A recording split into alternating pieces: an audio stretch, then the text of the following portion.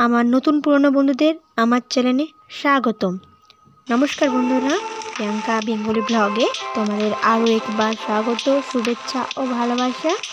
আজ চলে এলাম আরও একটা ব্লগ ভিডিও নিয়ে আমার চ্যানেলে প্রতিদিনের মতো।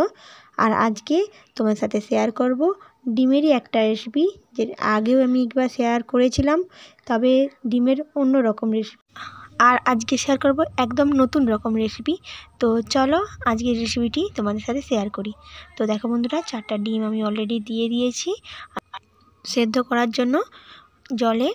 আর দেখো নুন দিয়ে দিচ্ছি, এতে ডিমটা খুব সুন্দরভাবে সেদ্ধ হবে। আর দেখো তোমাদের সাথে সবজিটা শেয়ার করলাম, বেগুন, টমেটো, আলু আর পেঁয়াজ। এবার দেখো আমি সবজিগুলো বনিয়ে নিয়েছি। আর বেগুনটা কুটে নিয়েছি লম্বা লম্বা করে, এছাড়াও আলুটাও লম্বা লম্বা করে কুটে নিয়েছি। এবার তোমার সাথে মশলাটা শেয়ার করি। ধনে পাতা কুচি, পেঁয়াজ কুচি, লঙ্কা কুচি, তেজপাতা, টমেটো কুচি, জিরে বাটা, আদা বাটা, এই মশলা দিয়েই আজকে রেসিপিটি শুরু করব। তো দেখো বন্ধুরা, ডিমটা সিদ্ধ হয়ে গিয়েছে। 4টা ডিম ছিল, আমার ছেলেকে একটা ডিম দিয়ে দিয়েছি সেদ্ধ করাই।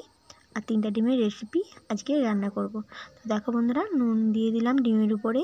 এবার একটু হলদি দিলাম, ভালো করে মাখিয়ে নেব ডিমটাকে প্রথমেই, কারণ ভাজা করার জন্য নুন হলদি দিয়ে ভাজা করলে খুবই ডিমের ভিতরে নুনটাও অনেকটা ঢুকে যায়, এছাড়াও খেতেও ভালো লাগে।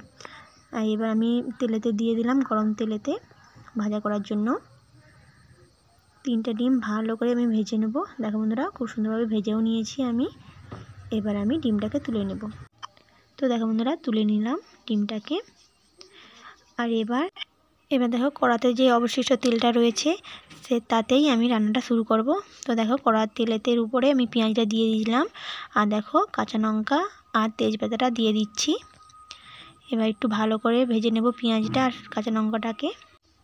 অনেকটা ভাজা হয়ে গিয়েছে, এবার আমি আলুটা দিয়ে দেব। দেখো বন্ধুরা, লম্বা লম্বা করে আলুটা কুটে রেখেছিলাম সেটা দিয়ে দিলাম।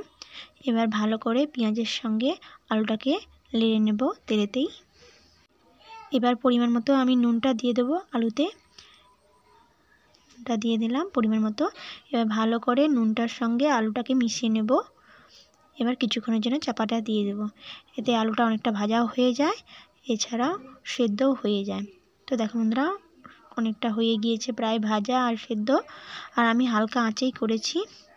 এবার আমি বেগুনটা দিয়ে দিলাম, বেগুনটার সঙ্গে আলুটা ভালো করে মিশিয়ে নেব। দেখো বন্ধুরা, এভাবে আমি মিশিয়ে নিচ্ছি আলু আর বেগুন একসঙ্গে পেঁয়াজের সঙ্গে। সব কিছু মিশানো হয়ে গিয়েছে, এবার আমি মশলাগুলো দিয়ে দেবো। তো দেখো এবার আমি আদাটা দিলাম, প্রথমে আমি আদাটা দেইনি, একটু লাড়ার পর আলু আর বেগুন একটু লাড়ার পর তারপরে আদা আর জিরে বাটাটা দিয়ে দিলাম। এবার আমি টমেটো কুচি আর ধনেপাতা কুচিটাকে দিয়ে দিলাম। এবার ভালো করে নেড়ে নেব সমস্ত সবজিগুলোকে, কিছুক্ষণ এভাবে নাড়াচাড়া করে। এবার আমি হলুদ গুঁড়ো দিয়ে দেব। আর দেখো হলুদ গুঁড়োটা আমি জল করে মিশিয়ে রেখেছিলাম, এভাবে জল করে মিশিয়ে দিয়ে দিলাম আমি হলুদ গুঁড়ো। এবার ভালো করে হলুদ গুঁড়োর সঙ্গে আমি ভালো করে সবজিগুলোকে মিশিয়ে নেব। দেখো আর এতটা জল রয়েছে, এতেই অনেকটা সেদ্ধ হয়ে যাবে আর টমেটোটা অনেকটা গলে যাবে। কিছুক্ষণের জন্য আমি তাই চাপা দিয়ে দিচ্ছি। তো দেখো বন্ধুরা, চাপাটা খুলে নিয়েছি, আর দেখো টমেটোগুলো অনেকটা গলে গিয়েছে। দেখো বন্ধুরা, নিচে অলরেডি লেগে যাচ্ছে, অলরেডি জলটা মারা গিয়েছে, তাই এবার ভালো করে একটু নেড়ে চেড়ে নেবো।